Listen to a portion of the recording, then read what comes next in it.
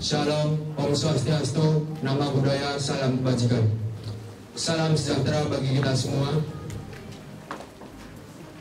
Yang terhormat, yang saya hormati Ketua Jurusan Agroteknologi Ibu Insinyur Ellen Roselina Sasmita MP.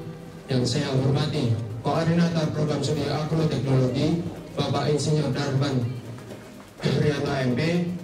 Yang saya hormati Ketua Himpunan Program Studi Agroteknologi Saudara Muhammad Naufal Al Mahendra. Yang saya hormati Koordinator Wilayah 3 FKK Himakri Saudara Dalainul Fahilin selaku pembicara. Yang saya hormati Demisioner Himpunan Mahasiswa Program Studi Agroteknologi. Yang saya hormati seluruh para tamu undangan. Yang saya hormati teman-teman panitia dan peserta yang saya sayangi. Sebelumnya, perkenalkan, saya Muhammad Papa Haika Saifuddin selaku ketua acara pada hari ini. Puji syukur kepada Tuhan Yang Maha Esa yang telah memberikan rahmat dan karunia-Nya sehingga kita dapat dipertemukan di acara pada pagi hari ini, yaitu latihan dasar kepemimpinan organisasi yang mengusung tema All of us are leaders, yang bisa diartikan kita semua adalah seorang pemimpin. Setiap orang di dalam dirinya memiliki potensi menjadi seorang pemimpin. Dengan adanya sifat kepemimpinan itu yang diawali dari dirinya, maka dia akan menjadi seorang pemimpin yang bijak dalam menjalankan suatu organisasi. Pemahaman dasar-dasar kepemimpinan perlu ditanam kepada seluruh mahasiswa yang diharapkan menjadi penerus bangsa. Maka dari itu, dengan adanya acara latihan dasar kepemimpinan organisasi ini, diharapkan peserta dapat memiliki nilai kepemimpinan yang adaptif, responsif, tanggung jawab, dan berpikir kritis. Acara ini dapat diselenggarakan atas dukungan berbagai pihak. Saya ucapkan terima kasih pada para pembicara, pada seluruh tamu undangan, dan seluruh peserta. Serta saya ucapkan bagi seluruh panitia yang telah berusaha maksimal agar acara ini dapat terlaksana dengan baik pada pagi hari ini. Apabila ada salah kata dari saya, mohon maaf. Sekian sambutan dari saya. Wassalamualaikum warahmatullahi wabarakatuh. Assalamualaikum warahmatullahi wabarakatuh. Shalom, Om Swastiastu, Namo Buddhaya, Salam Kebajikan. Yang terhormat Ketua Jurusan Agroteknologi Ibu Ellen Roselina Sasmita MP. Yang saya hormati Koordinator Program Studi Agroteknologi Bapak Insinyur Darban Haryanto MP. Yang saya hormati Demisioner Himpunan Mahasiswa Program Studi Agroteknologi.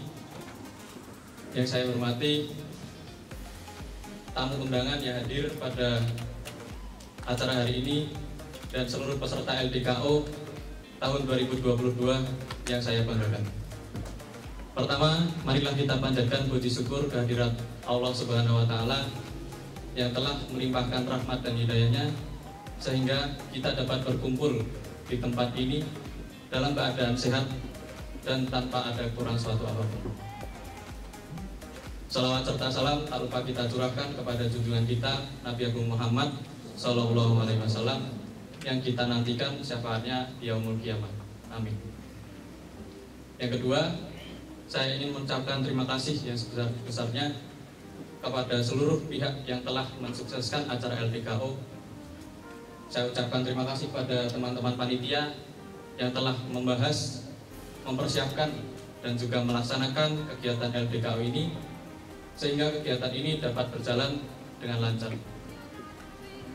Kemudian saya ucapkan terima kasih kepada teman-teman peserta LDKO 2022 yang telah berantusias, telah mensukseskan acara LDKO ini, dan harapannya ketika teman-teman mengikuti kegiatan LDKO dapat menumbuhkan jiwa-jiwa kepemimpinan dalam diri teman-teman. Karena sejatinya kita semua adalah pemimpin. Kita semua adalah pemimpin di diri kita sendiri, yang kemudian nanti bakal kita tularkan kepada di luar diri kita sendiri, entah itu dari organisasi, entah itu dari UKM, entah itu dari KSM dan sebagainya. Kemudian yang ketiga, saya berharap kepada teman-teman peserta di sini dapat mengikuti kegiatan LBKO dengan tertib, supaya nantinya materi-materi yang akan disampaikan baik dari pembicara ataupun dari pengurus himpunan dapat diterima teman-teman dan juga dapat teman-teman gunakan manfaatnya di kehidupan sehari-hari. Kemudian yang terakhir, kita tes semangat teman-teman dulu ya. Kita jagoan pertanyaan bareng-bareng. Angkat tangan kirinya. Pertanyaan? Pertanyaan? Pertanyaan? All for one? Oke, sekian dari saya. Kurang lebihnya mohon maaf. Wassalamualaikum warahmatullahi wabarakatuh.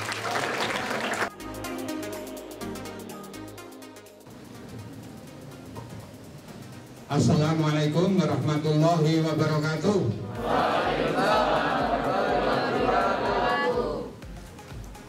Bismillahirrahmanirrahim.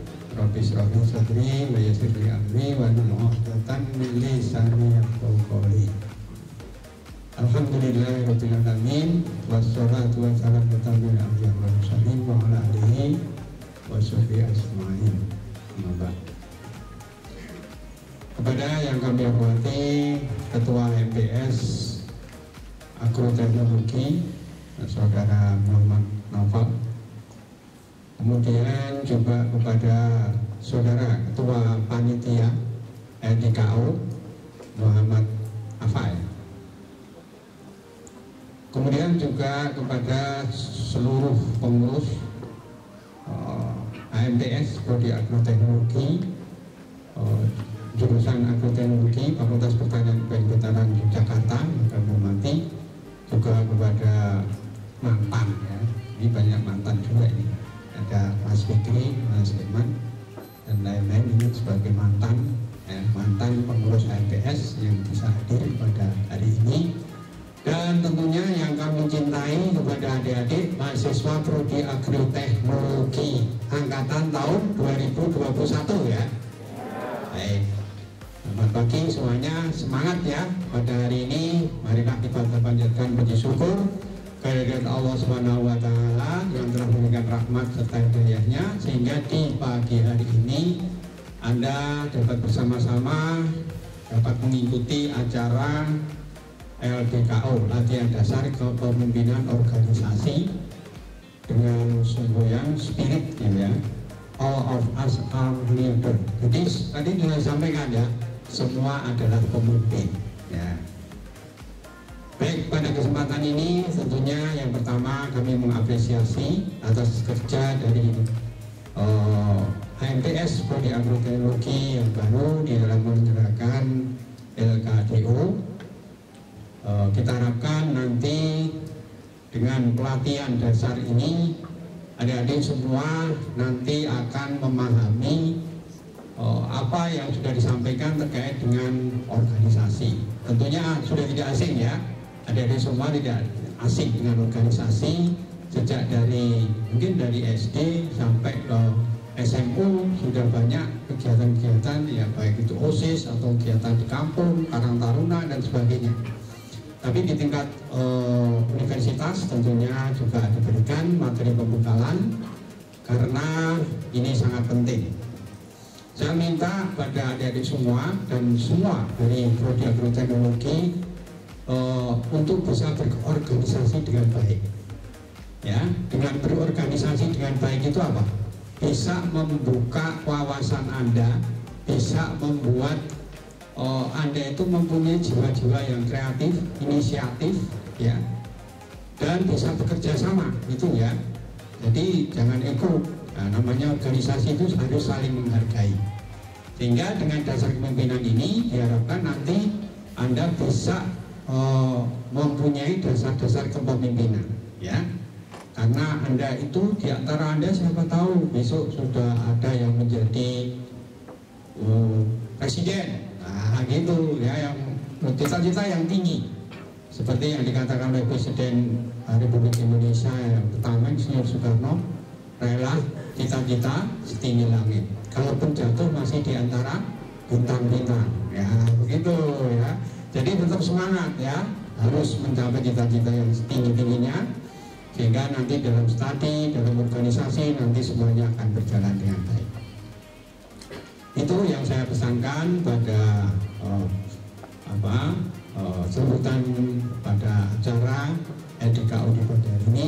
Ikuti dengan baik, dengan mentaati semua yang sudah dibuat aturan-aturannya, sehingga pelaksanaan LDKU ini akan dapat berjalan dengan lancar, baik, dan akan membawa manfaat bagi adik-adik ke depan, karena Anda masih cukup panjang dalam mencapai cita-cita, sehingga salah satu pintu untuk meraih kesuksesan itu adalah dengan ikut berorganisasi dengan baik, sehingga organisasi ini akan menjadi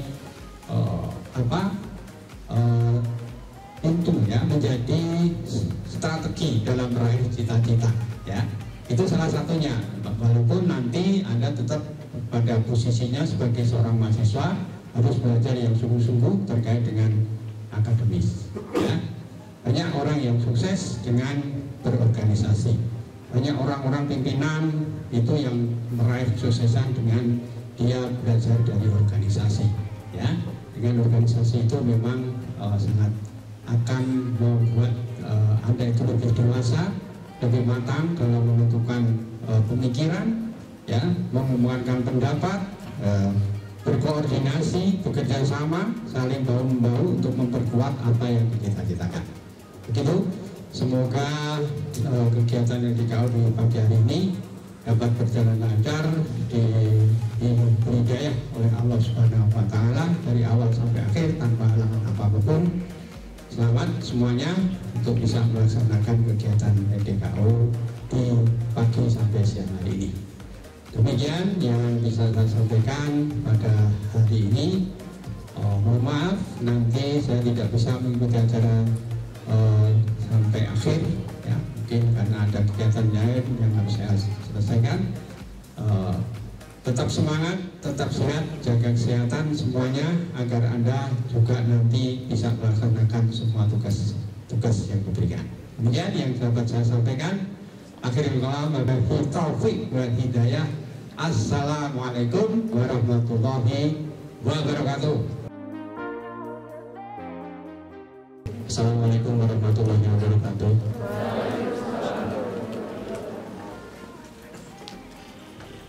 Ya, hari ini teman-teman sudah memasuki hari inti atau kegiatan inti LDKU, dan hari ini adalah hari pertama. Untuk kegiatannya nanti seperti yang telah kita sampaikan ketika pra kemarin.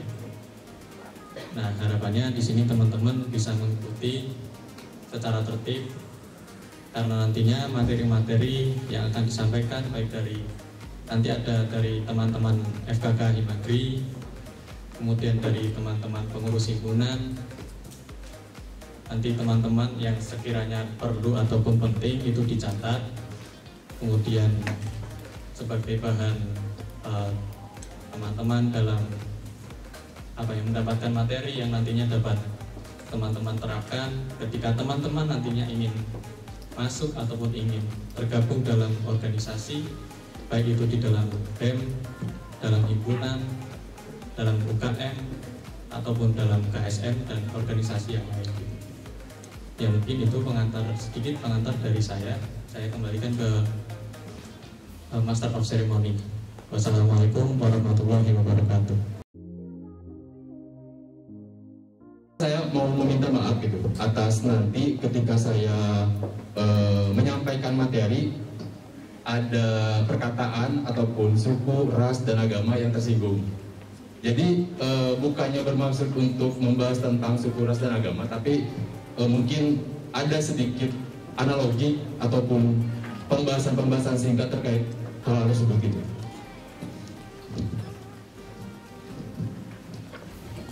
Baik, Pak, saya boleh ke sini dan sebagainya, jangan gitu, biar enak. Boleh. Aman. Baik, langsung saja memasuki materi FKK Himagri gitu kawan-kawan. Yang singkatannya adalah Forum Komunikasi dan Kerjasama. Kita telah dulu gitu. Kita ini sebagai manusia dilahirkan untuk apa? Dalam agama saya, dalam surah Al-Baqarah, itu manusia itu dilahirkan untuk dua. Satu beribadah, satu untuk menjadi seorang khalifah. Nah kita tarik nih yang beribadah. Kita sebagai makhluk sosial, yang mana menjunjung tinggi atas kekeluargaan, berbicara, saling membutuhkan dan lain sebagainya gitu. Maka dari situ terbentuklah namanya komunikasi, yang mana kita semua gitu membutuhkan orang dan dibutuhkan orang. Kira-kira seperti itu. Sebelumnya saya izin mencopot masker dulu ya. Boleh gak? Boleh.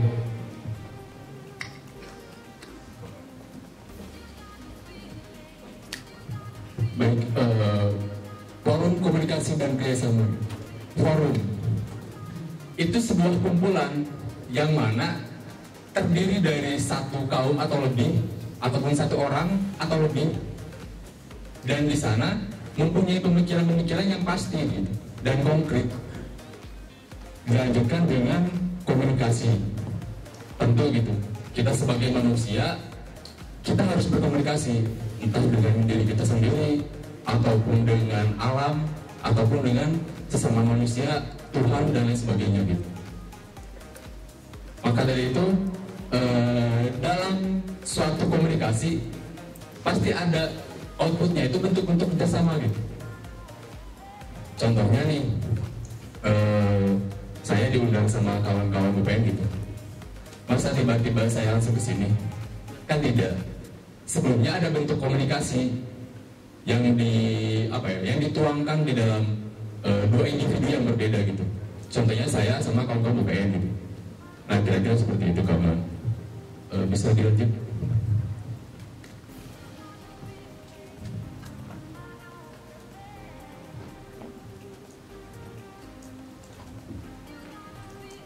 Sejarah singkat mengenai FKK Himagri, yaitu FKK Himagri dicetuskan pada tanggal 25 November karena setiap orang memiliki keresahannya masing-masing. Apakah di sini ada yang tidak merasa resah dengan kehidupan ini gitu? Resah kan? Nah, contohnya saya lah. Saya masih resah dengan kedisiplinan ilmu saya gitu. Saya tidak terlalu paham tentang ilmu tanah, saya tidak terlalu paham tentang bioteknologi, saya tidak terlalu paham tentang agensi hayati gitu. Itu resah. Maka dari situ ada kawan-kawan dari UGM, ada kawan-kawan dari Untidar, terus yang ketiga itu IPB, bertemu tepatnya di Barnang Siang Bogor gitu.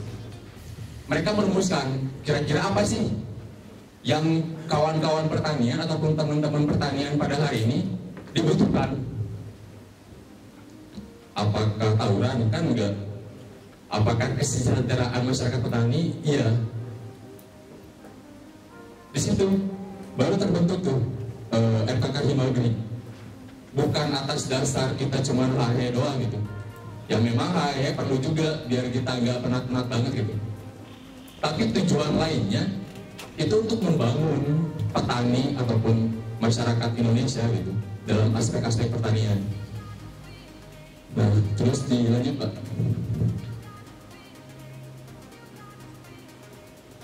Nah ini 3 kampus yang mendirikan FKK Himagri gitu. Bisa dilanjut. Nama, waktu, tempat, dan kedudukan. Tadi nama udah sempat disinggung, waktu udah disinggung. Nah, kedudukan forum FKK Himagri ini berkedudukan di Biro Pusat FKK Himagri. Maksudnya di Biro Pusat itu misalkan nih, kan dalam FKK Himagri itu ada tataran wilayah, ada tataran nasional. Kalau semisal nih tataran nasionalnya itu dipegang sama kawan-kawan UPN misalkan, nah Biro Pusatnya itu ya di UPN gitu. Ataupun misalkan tataran nasionalnya dipegang sama kawan-kawan dari UNPAD, Universitas Pajajaran Bandung gitu. Ya Biro Pusatnya di sana gitu. Jadi Biro Pusat itu tergantung siapa yang memimpin gitu. Nah kira-kira begitu tuh. Bisa dilanjut. Oke, selanjutnya ada landasan, asas, dan tujuan. FKK Himagri berlandasan Tridharma Perguruan Tinggi. Jelas, kita sebagai mahasiswa ataupun semuanya lah di kampus manapun, kecuali mungkin kampus Muhammadiyah ya, itu ada Tridharma Perguruan Tinggi. Ada yang tahu Tridharma Perguruan Tinggi? Boleh angkat tangan terus menjawab.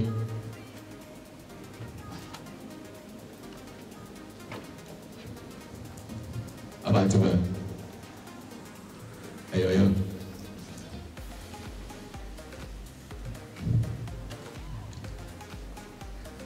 Oke, Tridharma Perguruan Tinggi itu ada 3 tri kan.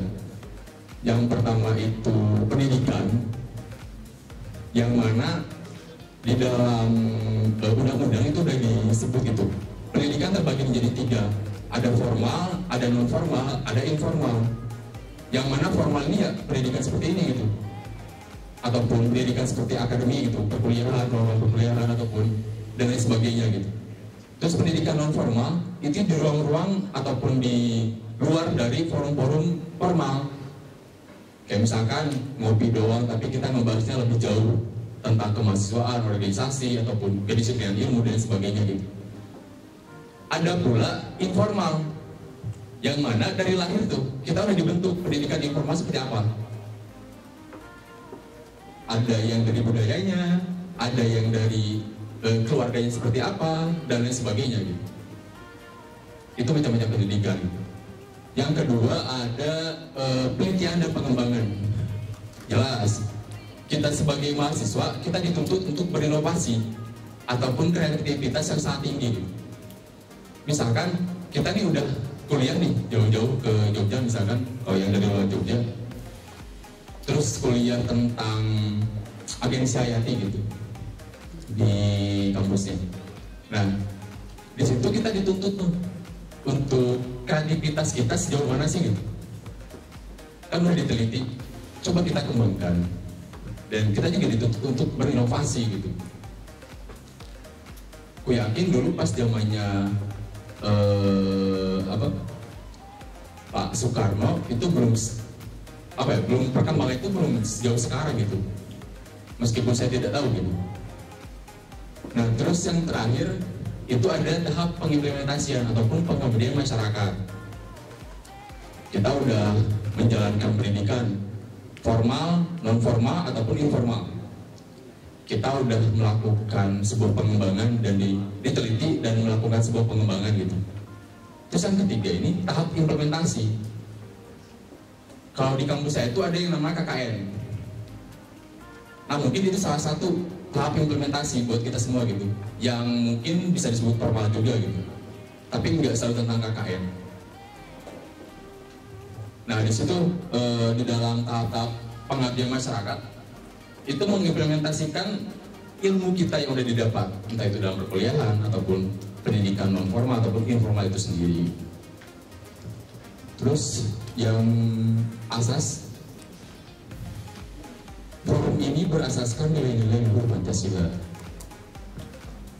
Sorry, sebenarnya di sini ada yang dari luar Indo ataupun Indo semua.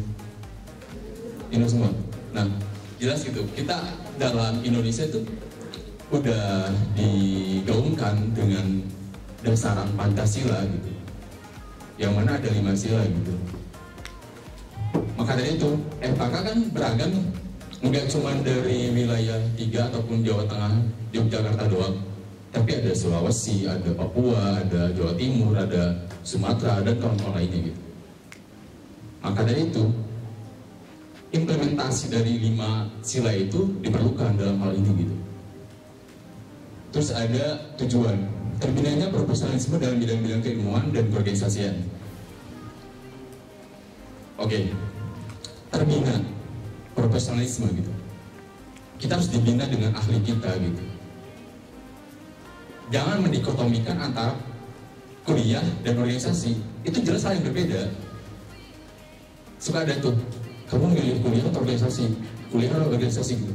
Itu beda, kalau menurut saya gitu. Karena ibarat kata sebuah pistol dengan pelurunya. Kalau semisal pistol doang, gak bisa nembak. Kalau semisal peluru doang, gak bisa nembak juga gitu. Mungkin bisa dilempar, tapi nggak kena ataupun nggak sakit lah ya, cuman gitu tuh. Jadi dua ini saling membutuhkan. Kita punya pelurunya, kita punya pistolnya gitu. Yang ditembakkan ke orang mungkin langsung mati atau luka gitu.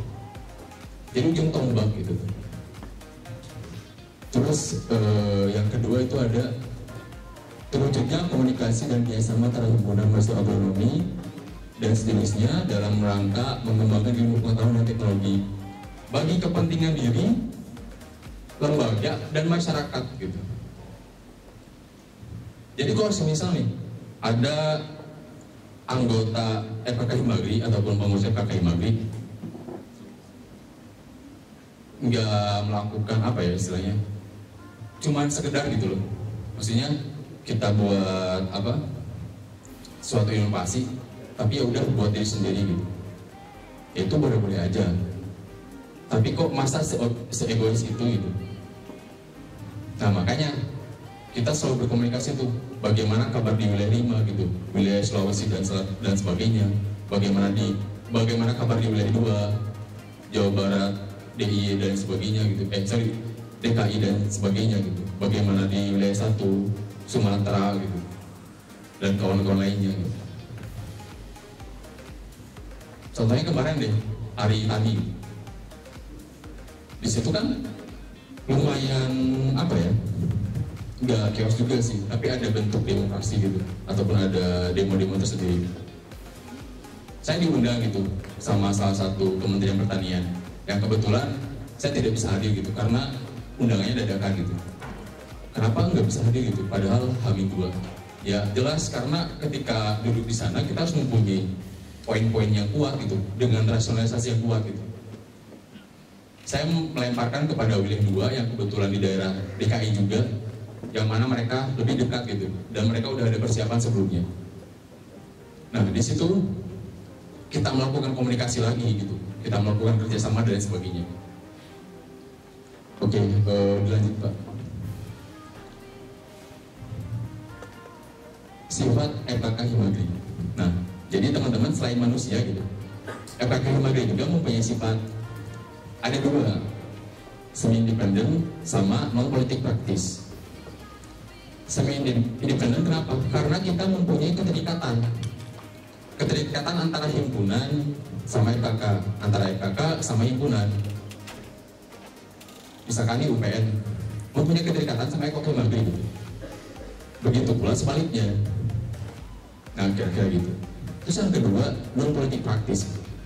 Sejauh ini dari tahun 1984 sampai 2022 itu belum ada anggota ataupun pengurus yang mereka berbicara tentang pemilihan presiden ataupun membicarakan tentang partai-partai tertentu dan lain sebagainya. Itu belum ada gitu. Dan itu dilarang keras gitu. Meskipun ada, ya udah gitu, kita tidak anggap mereka gitu. Bisa kita anggap melalui jalur lain gitu. Kita bicarakan sebenarnya apa yang dia mau gitu. Kan kalau semisal tahap-tahap pemilu tuh, apalagi nanti ya 2023, kita dengan basis yang banyak gitu, FKK Himagri, wilayah 3 pun sekitar 60 kurang lebih, itu pengurus doang, belum anggota tetapnya. Begitu pula kawan-kawan lainnya, itu bisa menjadi momentum tuh Tapi di sini di dalam kelas jangan gitu. Nah, kira-kira gitu kan kawan. Bisa aja. Posisi FKK Himagri, atas, tengah, bawah. Aku jelaskan dulu yang atas gitu. Yang mana kenapa bisa disebut atas? Karena di situ di dalam konstitusi FKK Himagri AUAK ada garis-garis ataupun garis lurus kepada himpunan itu sendiri yang mana bisa menginstruksikan. Contohnya, aku nih nyuruh, istilah kasarnya ya, aku nyuruh kepada kawan-kawan UPN buat melaksanakan misalkan diskusi himpunan antar himpunan gitu, tapi itu tuan rumahnya kawan-kawan UPN gitu. Itu sah-sah saja gitu, nggak ada yang salah. Begitu pula posisi FKK Himagri di tengah. Sebelum ke tengah kita yang bawah dulu lah ya. Di bawah itu kenapa? Karena adanya FKK Himagri, karena adanya kawan-kawan himpunan gitu. Aku dulunya nggak masuk FKK Himagri, tapi aku masuk Himagri UMY gitu. Dengan adanya himpunan, aku bisa ke FKK Himagri gitu. Begitu pula pengurus yang lainnya. Nah, dan ketika memang himpunan itu menginstruksikan bahwasanya minta sesuatu dari FKK Himagri, misalkan minta diskusi tentang pertanian misalkan, ataupun tentang organisasi ataupun kemahasiswaan dan sebagainya, itu sah-sah saja gitu. Nanti kita yang menentukan tempatnya, mau di mana dan sebagainya gitu. Sah-sah saja gitu. Terus yang terakhir ada di tengah. Nah, di tengah ini udah sering dijalankan sama kawan-kawan dari semuanya mengenai kerjasama. Tahu istighfar nggak? Tahu UMY, UGM tahu kan dan sebagainya. Nah kemarin ada kawan-kawan dari istighfar meminta kepadaku gitu untuk berdiskusi sama Himagro UMY, jalurnya ke FKK gitu. Jadi artikulasi yang di tengah ini itu sebagai jembatan bagi himpunan-himpunan lainnya. Ya misalkan nih kawan-kawan UPN minta diskusi sama kawan-kawan UGM misalkan, itu lewat FKK Himagri itu tidak masalah gitu. Karena di sini kita ataupun FKK Himagri ini sebagai jembatan. Nah kira-kira gitu. Bisa jadi Pak. Nah, ini pembagian wilayahnya kawan-kawan. Di sini ada dari yang luar Jogja atau Jawa? Ada lah ya. Nah, mungkin nanti kawan-kawan juga bisa kenalan sama kawan-kawan yang lainnya. Yang dua DKI Jakarta, Jawa Barat, Banten, Kalimantan Barat, wilayah 1 Sumatera, dan seterusnya. Nah ini wilayahnya teman-teman.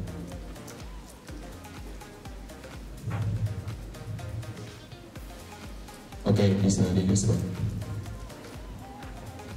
Ini bidang orang. Di FKK Himagri itu memiliki bidang juga gitu. Ada 4 bidang: kaderisasi, penelitian dan pengembangan, kominfo, sama pengabdian masyarakat.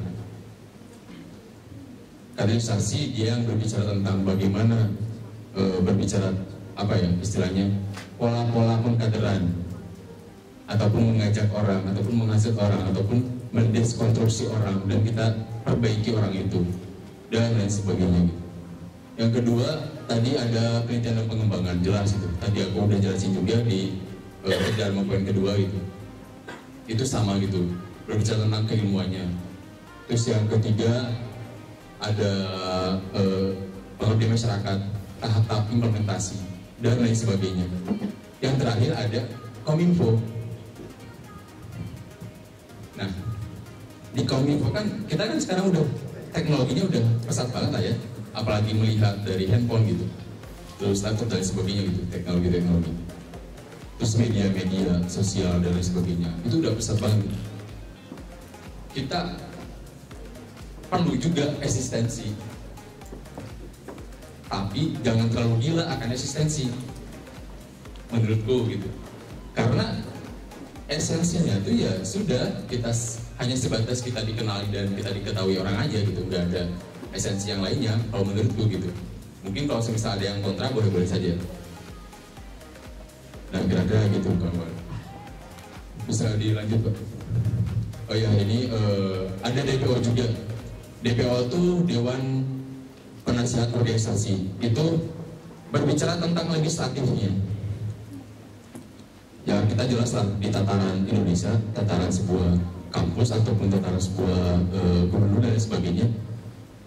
Ketika ada eksekutif, maka ada legislatif. Karena mereka yang menilai ataupun mereka yang menjaga, mengontrol dan mengawasi bagaimana jalannya eksekutif itu. Ketika udah melenceng ke jalur lain ataupun melenceng dalam relnya ataupun keluar dalam relnya, itu ada bentuk-bentuk teguran gitu. Nah, kira-kira gitu kawan-kawan. Bisa dilanjut Pak? Terus.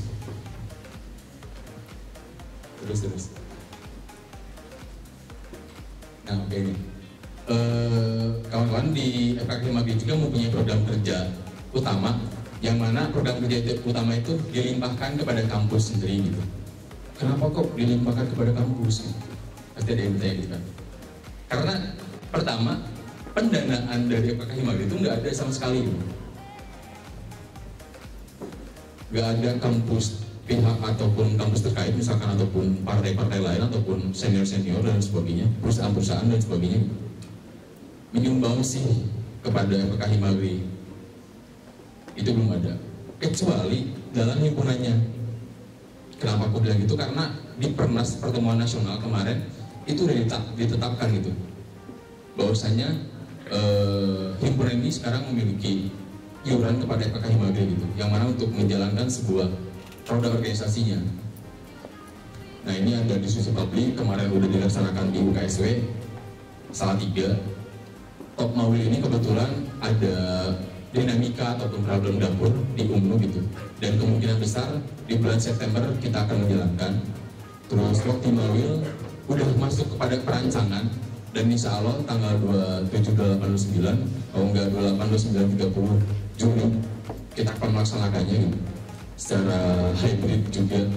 Terus ada Baktawil, dan ini juga bakalan diundur lagi insya Allah kepada bulan November ataupun Desember. Terus ada pertemuan wilayah. Oke, kira-kira apa ya? Oh, ada juga kegiatannya. Bisa di next Mas. Nah, kegiatannya ada upgrading 1, 2, dan 3, yang mana 1 itu untuk penyamaratan pemahaman pengurus ataupun anggota tetap, yang kedua untuk bahan evaluasi, yang ketiga untuk bahan evaluasi juga dan rekomendasi kedepannya mau seperti apa gitu. Terus ada hari tani yang kemarin itu outputnya menjadi sebuah desa binaan gitu. Kemarin juga saya diundang sama kawan-kawan UPN gitu, khususnya di BEM-nya, untuk menjalankan aksi gitu di perempatan UPN ya Pak ya. Ya kebetulan kemarin saya nggak bisa hadir karena saya pulang kampung gitu, ada beberapa yang harus diurusi gitu. Terus hari tani nanti, terus ada tur praktisi. Tur praktisi ini dilimpahkan kepada kampus gitu. Praktisi ini ahli dalam suatu bidang, misalkan agensi hayati, kompos, dan sebagainya. Nah, dulu itu udah terlaksana 1 kali di agensi hayati Patukimun. Terus yang selanjutnya masih dirancang kawan-kawan UPY untuk di mana dan kapannya gitu. Lanjut ada sekolah tani. Sekolah tani ini sekarang masih berjalan dan lagi berjalan, yang mana kita mengadakannya itu di Desa Nanggulan, Kulon Progo gitu, berbicara tentang dari hulu ke hilirnya gitu. Terus ada bina desaan, tadi udah dijelaskan, pengelolaan wilayah sama sharing. Sharing ini termasuk kepada diskusi-diskusi kecil yang mana tidak formal juga, tapi non formal gitu. Bahasanya bukan hanya sekedar kemahasiswaan, tapi ada lainnya juga, biar kita nggak terlalu berat gitu, dan lain sebagainya. Terus lanjut. Nah, ini bahasa Jawa ya kawan-kawan, aku juga dari Jawa Barat kemarin belajar gitu. Nah, ada yang bertanya gitu, gimana sih Mas masuk ke kepengurusan FKK Himadri? Nanti ada namanya rakorwil setelah perwil. Ketika perwil itu dimana dipilihnya seorang koordinator wilayah ataupun korwil dan DPO gitu, Dewan Penasihat Organisasi. Ketika berjalannya ke rakorwil, kan itu ada distansi waktu tuh di sana. Ketika berjalan ke rakorwil, dari pihak BPH yang lalu itu mendata dari setiap kampus, kira-kira siapa aja nih yang mau masuk ke FKK 5B menjadi seorang kepengurusan gitu. Itu didata sama BPH yang lalu. Untuk kedudukannya itu bebas. Kita kembalikan lagi kepada himpunannya, entah itu mau ngambil sekretaris, entah itu mau ngambil ketua bidang atau staf dan lain sebagainya, itu bebas gitu. Asal aja ada niatan dan tanggung jawab gitu. Di situ poinnya gitu. Wah Mas, aku tidak mempunyai ilmu yang tinggi gitu. Gak apa-apa gitu. Aku juga gak punya ilmu yang tinggi. Maksudnya ilmu yang tinggi ini tentang pertaniannya gitu, ataupun cara pola berpikir gitu. Aku juga gak mempunyai ilmu yang tinggi gitu. Kenapa aku masuk ataupun bergabung kepada FKK? Ya karena itu, karena aku tidak mempunyai ilmu yang tinggi. Untuk apa? Untuk mempunyai ilmu yang tinggi. Nah, kira-kira gitu. Tapi FKK Himadri ini tidak bisa menjamin untuk mempunyai ilmu yang tinggi. Karena balik lagi, orangnya seperti apa nih yang mau masuk gitu. Kalau misalnya dia bersungguh-sungguh, mungkin dapat, mungkin. Kalau misalnya leha, jelas tidak dapat. Gitu. Mungkin itu aja yang dapat saya sampaikan. Saya mohon maaf banget kepada semuanya kalau semisal ada kata-kata ataupun suku, ras, dan agama yang tersinggung dan lain sebagainya. Wabillahi taufiq wal hidayah. Wassalamualaikum warahmatullahi wabarakatuh. Tadi pematerian mengenai FKK Himadri yang disampaikan oleh Pak Dalailul Falihin sebagai koordinator wilayah 3 FKK Himadri. Nah, dari teman-teman di sini tahu nggak apa sih peranan FKK Himadri terhadap himpunan? Terus kenapa sih himpunan itu harus tergabung dalam FKK Himadri? Ada yang tahu? Setelah disampaikan materi-materi dari Mas Daril tadi.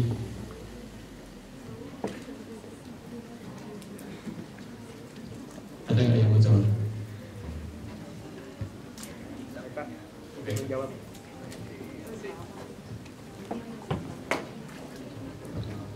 Sebelumnya perkenalkan, nama saya Muhammad Ramadan dari kelompok 2. Izin menjawab, adapun peranan FKK Himadri tersebut sebagai jembatan untuk menjalin kerjasama antar himpunan pada setiap wilayah, sehingga dapat menjalin sebuah komunikasi dan dapat saling membantu antar himpunan dalam bidang pertanian juga. Terima kasih. Ya, jadi benar apa yang disampaikan, bahwasanya peranan FKK Himadri di sini adalah untuk membangun komunikasi dan juga kerjasama antar himpunan.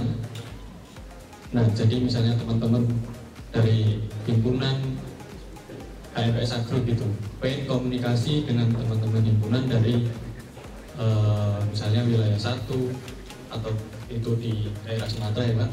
Nah, itu misalnya teman-teman mau berkomunikasi, menjalin kerjasama, nanti bisa melalui FKK Himadri. Kemudian di AFS Agro ini tergabung di wilayah 3. Wilayah 3 itu cakupan wilayahnya antara Jawa Tengah dan juga DIY. Kemudian ada 6 wilayah. Ada 6 wilayah dan kebetulan kita sebagai HMPS Agro tergabung dalam wilayah 3. Ya, mungkin sedikit ulasan dari saya seperti itu. Teman-teman juga udah mencatat juga materi yang disampaikan dari Mas Dail. Mungkin sekian dari saya. Wassalamualaikum warahmatullahi wabarakatuh. Waalaikumsalam.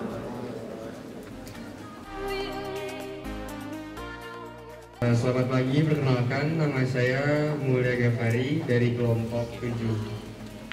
Saya ingin bertanya mengenai sifat FKK Himagri yang semi independen dan non politik praktis itu maksudnya seperti apa? Bisa dijelaskan? Oke, sifat ada dua sifat dalam FKK Himagri gitu ya. Tadi udah sedikit dijelaskan mengenai semi independen sama non politik praktis. Mungkin saya akan menjelaskan tentang semi independen dulu. Kenapa sih nggak independen aja gitu? Kalau misalnya independen itu tidak ada keterikatan antara beberapa lembaga ataupun suatu lembaga. Sedangkan kita ataupun FKK Himagri itu sendiri memiliki keterikatan, yaitu sama kawan-kawan himpunan. Misalkan HMPS, Agroteknologi, UPN gitu, itu udah memiliki keterikatan gitu sama FKK Himagri. Karena di situ jelas pada tahun 1988 HMPS, Agroteknologi, UPN itu menjadi anggota tetap FKK Himagri gitu. Terus yang kedua, tadi ada non politik praktis. Politik praktis itu berbicara tentang bagaimana kepentingan satu kelompok saja ataupun satu individu aja gitu, kayak partai-partai lah gitu. Jadi di sini dilarang untuk salah satu mahasiswa ataupun salah satu pengurus untuk mengikuti partai politik ataupun non politik praktis tadi itu yang saya jelaskan. Itu tidak boleh. Kenapa? Karena kita ketahui lah dinamika yang ada di partai politik ataupun yang berbicara tentang politik Indonesia gitu, itu sangat riskan. Apalagi sekarang deket-deket pemilu gitu, banyak sekali isu-isu yang didatangkan. Maka dari itu untuk menjaga ataupun untuk untuk menjaga kita sebagai pengurus ataupun anggota tetap itu jangan sampai ada yang terjerumus ke dalam lingkaran setan tersebut gitu. Nah kira-kira seperti itu. Tadi Mbak siapa? Mulia Gafari. Oh iya, seperti itu Mas Mulia. Oke. Kalau mau ikut dan join untuk bergabung sebagai pengurus FKK Himagri ini ada nggak syarat tertentu dan seleksinya? Terima kasih. Ataupun syarat tertentu untuk bergabung, itu saya kembalikan lagi kepada HMPS-nya ataupun himpunan-himpunannya. Kalau semisal himpunannya menghendaki mbaknya untuk bergabung, itu ya sah-sah saja ataupun boleh-boleh saja gitu. Soalnya yang dibutuhkan dalam FKK Himagri pada hari ini ataupun dari dulu sampai sekarang itu bentuk-bentuk niatan dan tanggung jawab yang besar. Bukan misalkan gabung kita punya ilmu yang tinggi, tapi percuma kalau semisal nggak punya tanggung jawab yang besar, ya sudah ngapain gitu. Kira-kira itu Mbak jawabannya. Mbak Evi. Ya. Kegiatan apa saja dan udah menyelesaikan permasalahan apa aja sih di bidang pertanian? Terima kasih. Ada Hari Tani yang outputnya ataupun yang bentukan produknya itu menjadi desa binaan. Kenapa kita berkecubungan dengan desa binaan? Karena kita juga melihat dari Tridharma Perguruan Tinggi poin ketiga. Lalu kenapa sih mau untuk kita berdesa binaan ataupun berpengalaman di masyarakat? Pertama, sangat riskan di Kulon Progo, desa Kecamatan Pengasih, desanya saya lupa ya, tapi padukuhannya Padukuhan Kama gitu. Ngobrolin ataupun membicarakan tentang pembuatan POC, kompos, pesnap, dan cara budidaya, itu hal yang dasar lah. Dengan kelompok wanita tani, mereka ini tidak tahu gitu. Padahal mereka kelompok wanita tani gitu. Kelompok tani gitu, ada taninya di situ. Yang seharusnya dia paham akan hal tertentu. Tapi sangat riskan. Disinilah kita masuk. Kalau misal kawan-kawan kenal sama Mbak Orin dari UPN juga, dia salah satu penanggung jawab yang ada di desa binaan itu sendiri gitu. Jadi di situ permasalahannya gitu. Masyarakat tidak tahu, setidaknya kita apa yang udah kita tahu kita tuangkan. Kalau semisal bentuknya inovasi, kemarin alhamdulillah gitu dari salah satu ketua bidang literasi dan pengembangan, penelitian dan pengembangan itu mendapatkan juara 2 di LKTI-nya UMP tingkatan nasional gitu. Tadi kan di Magri itu ada beberapa kayak kegiatan gitu ya Mas, kayak hari tani, sekolah tani, terus praktisi kayak di bidang pupuk dan bina desa. Nah, itu dari FKK Himagri sendiri itu membuka volunteer untuk masyarakat umum atau tidak ya? Kita melihat juga COVID juga sebenarnya pengen gitu untuk besar-besaran menjalankan kegiatan dan sebagainya. Tapi karena ketika menjalankan suatu kontrak kepada CV perusahaan dan sebagainya gitu, itu ada suatu pembatasan ataupun desa tersebut gitu, ada suatu pembatasan. Nah maka dari itu kita terkhususkan dulu tuh masyarakat setempat ataupun pemuda setempat dan anggota tetap ataupun pengurus FKK Himagri. Mungkin ada yang bingung ya, anggota tetap itu apa, pengurus itu apa? Anggota tetap itu kawan-kawan juga nih udah masuk kepada anggota tetap gitu. Kalau pengurus itu yang dilantik kepada di Rakorwil setelah perwil tadi gitu, ada kegiatan yang mana Rakorwil. Nah itu kira-kira begitu Mbak. Pagi semuanya, perkenalkan nama saya Sabila Amalia dari kelompok 1. Di sini aku mau nanya sih Mas, Mas Delayu ini kan sebagai koordinator wilayah, betul? Ya. Apa aja sih kiat-kiat menjadi koordinator wilayah gitu? Nah terus tadi juga aku sempat tertarik pas bahas DPO Dewan Penasehat. Nah itu seberapa pentingnya sih di organisasi? Apa itu memang harus ada atau bagaimana? Seperti itu, terima kasih. Wassalamualaikum warahmatullahi wabarakatuh.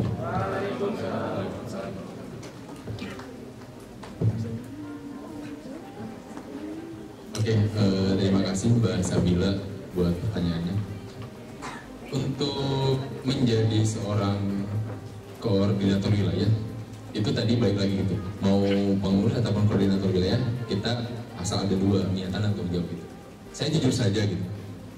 Saya naik kepada ataupun untuk menjadi koordinator wilayah itu ditunjuk seminggu sebelum pertemuan wilayah gitu, ataupun 5 hari gitu sebelum pertemuan wilayah gitu.